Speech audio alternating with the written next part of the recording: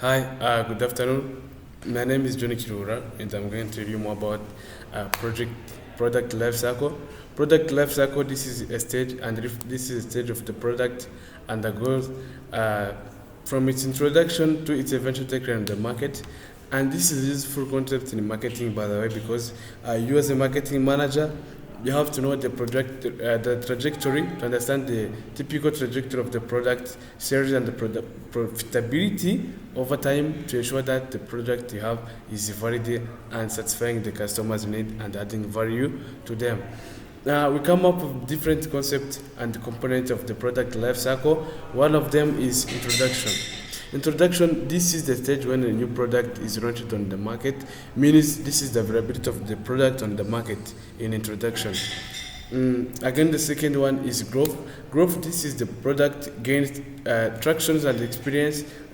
Rapid sales growth means this is the increase on the demand of the market of that product, and the maturity at this stage, the product reaches its peak level of sales. That means it is on the peak. That means the level of sales is increasing on high rate. And decline. This is the stage where the sales start to decline. That means you used to produce like more than 500, and due to the decline of that product, you are still producing like 50. That means the sales you are used to produce are declining. Again, we come up with consumer product and industrial products differ in their target market and usage. Consumer products are intended for use or consumption, personal use or consumption by individuals, while industrial products are used in the production of goods or services by businesses.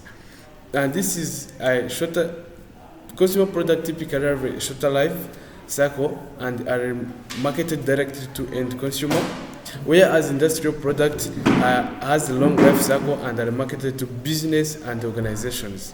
I think that is the business between them. So now let's discuss the following terminologies related to product marketing. Penetration pricing strategy.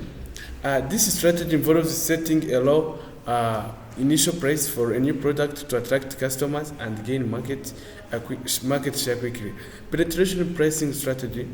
This is the strategy setting a low initial price for a new product to attract customers. For instance, you start a new business, and through that business you start for a low price to gain more and attract more customers, because already there are some organizations, some business that are already operating. So you use a target of penetration pricing strategy where you start by pricing low price so that you can attract easily the customers. Skimming pricing strategy. In contrast to penetrating price, skimming strategy involves setting a high initial price for a new product with unique features or benefit. This approach targets early adopters or customers who are willing to pay a premium for the product. The price may be lowered to attract more price-sensitive customers.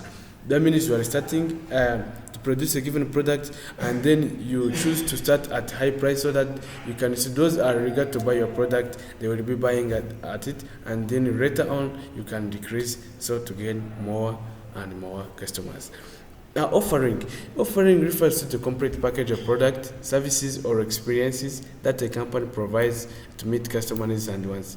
Offerings, they are like some offers, promotions, and some given, if I can call it, gifts that a company may owe to someone and to a group of people, like to gain them. This is a method, by the way, of attracting customers. Labeling refers to the information, instruction, or warning displayed on a product.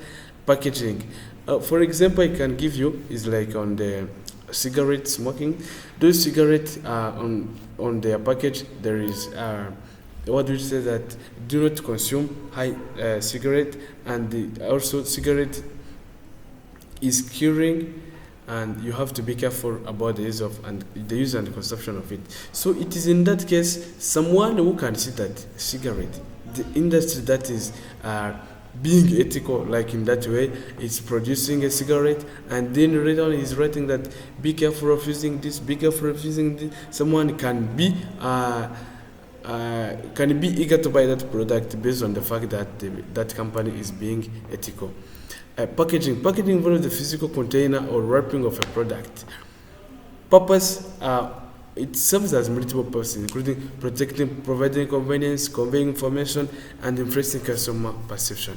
Also, the way you package your product is one way of attracting customers and can be one way of getting to increase the bottom line of your product. For instance, most of the companies use innovations and initiatives in creating new ways to package their product. The way some products are being packaged, it can lead to the increase of customers based on their perception and other reasons. Thank you very much.